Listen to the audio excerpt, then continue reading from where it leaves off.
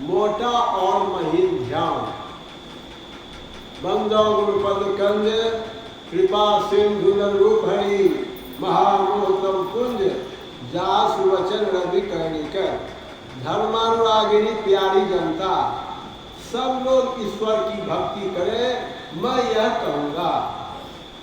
ईश्वर भक्ति से इस संसार से छूटना होगा।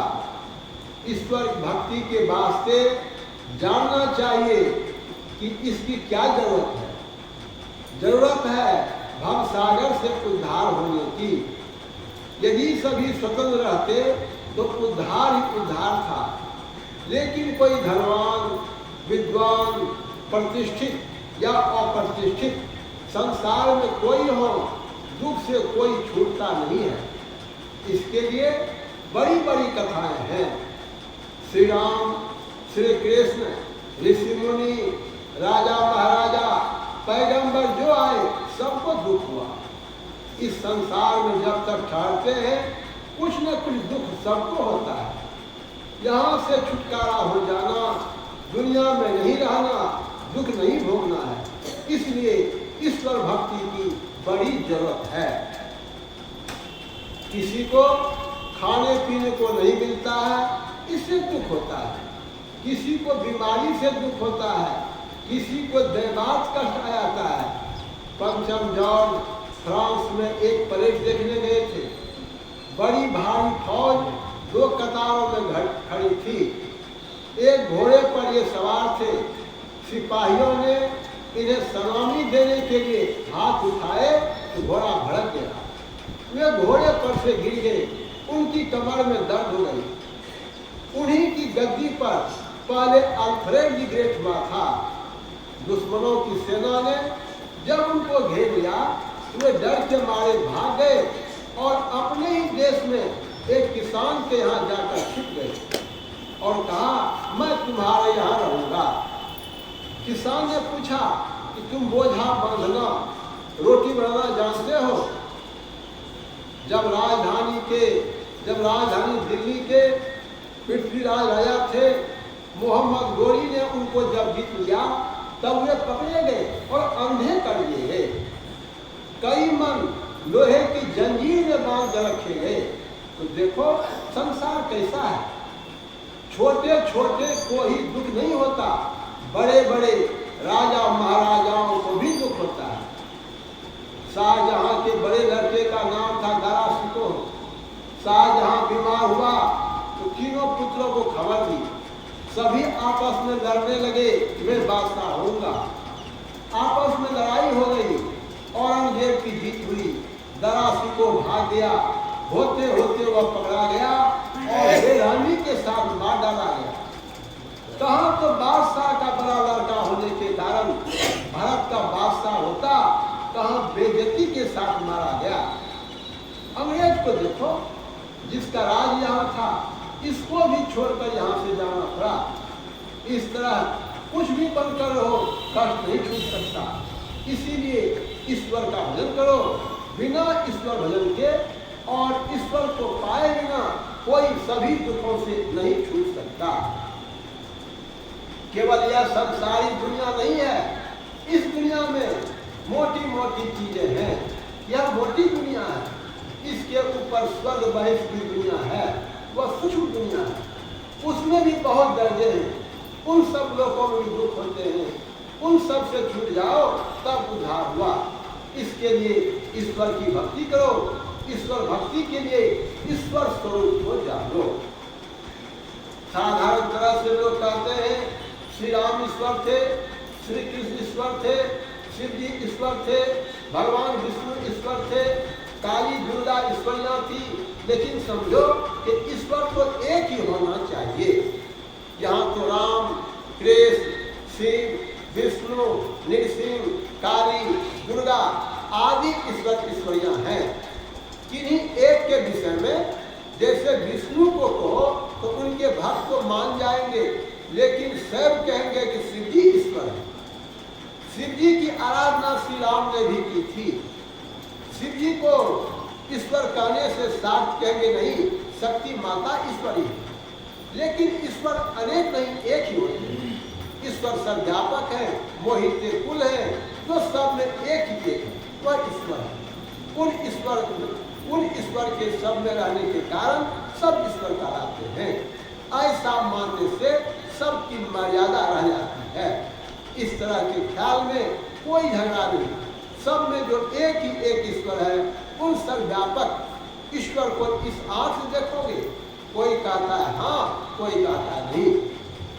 आप अपने को समझो, आपका शरीर है, आप शरीर हो या शरीर में रहते हो। शरीर और आप एक ही हो या दो? शरीर और शरीर पर का कुर्ता दोनों एक नहीं है। शरीर में रहते हैं तो शरीर तुम्हारे ऊपर कपड़े के समान है। इस शरीर के साथ 5 ज्ञानेंद्रियां हैं। आंख से देखने, कान से सुनने, नाक से गंध लेने, जिह्वा से रस लेने, त्वचा से स्पर्श करने का ज्ञान होता है। एक इंद्रिय से ये 5 ज्ञान नहीं होते। एक एक इंद्रिय का एक एक भोग है। आंख के बाद से जो भोग है वह कान के बाद से नहीं। इंद्रियों से जो कुछ पाते हो सभी एक तरह रहने वाले नहीं है, सब बदलते रहते हैं, सब नाम जाते हैं। इन सबको माया कहते हैं। गोस्वामी तुलसीदास ने माया कहा है, गो गोचर जब लगी बन जाई, सो सब माया जान हो भाई। इंद्रियों से जो ज्ञान प्राप्त करोगे माया का ज्ञान होगा। ईश्वर सर्वव्यापक होने के कारण सब में व्यापक अवश्य है, लेकिन उन सबको देखकर ईश्वर की पहचान नहीं होती। शरीर को पहचानते हो, लेकिन शरीर में जो तुम हो उसको तुम नहीं पहचान सकते। इसीलिए कि इंद्रियों में शक्ति नहीं है कि आत्मा को पहचान सके। इंद्रियां बाहर की ओर है और तुम अपने अंदर में हो, तब कैसे पहचान सकते हो? एक तो अंदर में हो, दूसरी बात यह है कि इंद्रियों को अस्थूल विषयों का ज्ञान होता है। आजकल लोग एक्सरे भी लेते हैं तो उसमें भी मोटी मोटी चीजों का चित्र आता है, आत्मा का नहीं। जब तुम बाहरी इंद्रियों से अपने को ही नहीं पहचान सकते हो तो इसको कैसे पहचानोगे? ईश्वर की पहचान या ईश्वर दर्शन तुम स्वयं करोगे, शरीर और इंद्रियों से छूटकर। जैसे आंख से सब कुछ देखते हो, किंतु आंखों को आंख से आईने में देखते हो। जैसे आंख को आंख से देखते हो, उससे चेतन आत्मा से परमात्मा को देखोगे और अपने तरीका भी ज्ञान होगा। क्योंकि ईश्वर जिस तरह इंद्रिय ज्ञान के आने जो नहीं है, उसी तरह तुम भी इंद्रिय ज्ञान में आने जो नहीं हो। इससे ज्ञात होता है कि जो सूक्ष्मता या लतापत ईश्वर में है वही तुम में है। इसीलिए कबीर साहब ने कहा है, खोजू रूप के नहीं ना। जो कोई ईश्वर का दर्शन पालेगा उसी का उद्धार होगा। ईश्वर कुछ लेता देता नहीं है, सिर्फ उनका दर्शन करो। दर्शन करने पर कुछ जरूरत ही नहीं पड़ेगी, रुपया मिले, पैसा मिले, और तब कोई दुख नहीं होगा। श्री राम भगवान कहता हमारे यहाँ प्रसिद्ध है, वे राज भी करते थे, उनके राज में प्रजा बहुत सुखी थी। श्री राम ने समझा कि प्रजा इस संसार में सुखी है, लेकिन शरीर छूटने पर भी ये सुखी है, इसीलिए उन्होंने इसके लिए भी प्रबंध किया। श्री राम ने एक दिन बहुत बड़ी सभा बुलाई और उसमें उन्होंने कहा, बड़े भागवान स्वरूपावा सुख दुर्लभ सज्जन से ही इस शरीर का बड़ा मूल्य है।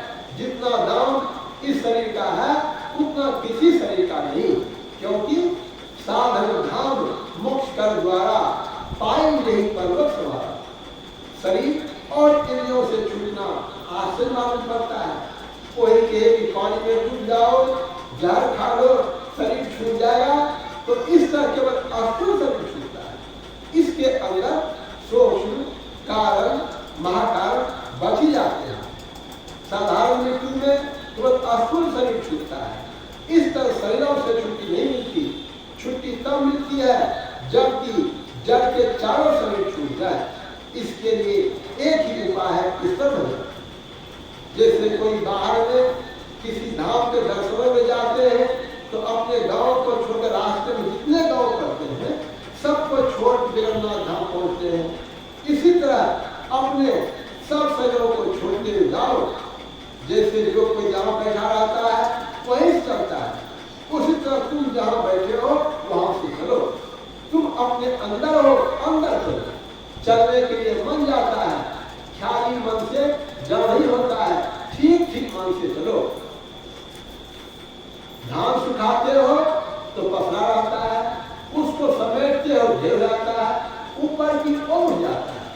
पानी को समेटो तो उसकी उन्नति होती है, मन को समेटो तो और भी अधिक उन्नति होगी। जैसे दूध और घी एक साथ रहता है, दूध इधर बहता है, घी भी उधर बह जाता है।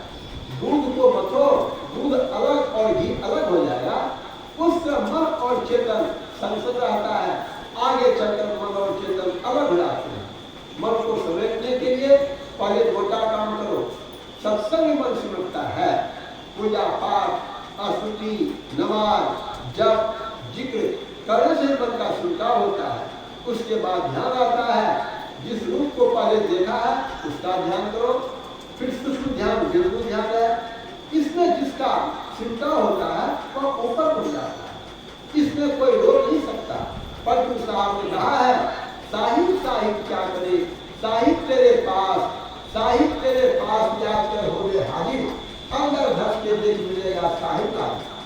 मान मनी हो फना, नूर तक में आवे, मुड़ का डाले डाल खुला हुआ खुद का। इसी बुद्धा साहब ने कहा, भूतक का पट खोल दे तो वो पीठ मिलेंगे। मन के सुलझाव के लिए सत्संग करो, जप करो, मोटा ध्यान करो, दृष्टि योग करो, धर्म संधान करो। ईश्वर में अविश्वास मत करो। जो ऊपर को चढ़ता है वो अपने को प्राप्त कर स्वर्ग वहीं से ऊपर उठ जाता है। श्री राम ने कहा, यह शरीर साधन का धाम है, इसमें मोक्ष का दरवाजा लगा हुआ है। श्री राम, श्री कृष्ण, नरसिंह, भगवती आदि किसी का ध्यान करो, लेकिन उनके आत्मस्वरूप को भी जानो। गोस्वामी तुलसीदास ने कहा, अचर चर रूप हरि सर्ग सर्वदा बसत की वासना धूप। सब में एक ही ईश्वर है जो इंद्रिय ज्ञान से बाहर है। यह आत्मज्ञान में है। आत्मा में ही रहो, आत्म संतुष्ट हो। इसके लिए केवल विचार ही विचार से नहीं होगा, जप करो और ध्यान करो। ऐसा ध्यान करो कि मन से कुछ नहीं बनाकर देखने के ढंग से मोटा और वही दोनों ध्यान करो। बिना पैर का सिर लग रहा है और बिना सिर का पैर मुड़ता है। मकान में पहले नींव होती है और छत बनती है। मोटी भक्ति नींव है और सूक्ष्म ध्यान नहीं किया तो छत नहीं बनी, तब ईश्वर भक्ति का पूरा मकान नहीं बन सकता। इसके लिए सूचे भाड़े साथ सुनावे बिना सूचाचारी न रखा। अपने को पापों से बचाओ। झूठ सब पापों का राजा है। झूठ ऐसा झोला है कि सभी पाप इसमें अटके हैं। झूठ मत बोलो, चोरी नहीं करो, व्यभिचार नहीं करो, नशाओं को नहीं लो और हिंसा नहीं करो। मनु ने अष्टघातक कहा है। अष्टघातक में आज्ञा देने वाला, काटने वाला, मारने वाला, बेचने वाला, मोल लेने वाला, मांस पकाने वाला, परोसने जाने वाला, खाने वाला, ये आठों हिंसा करने वाले ही कहलाते हैं। हिंसा दो तरह की है, वाद और अनिवार्य। कृषि कर्म, घर की सफाई और औषधि खाना। दूसरे देश के लोग चढ़ाई करे तो उसको रोकने में, चोर डकैत को भगाने में हिंसा होती है। यह अनिवार्य हिंसा है।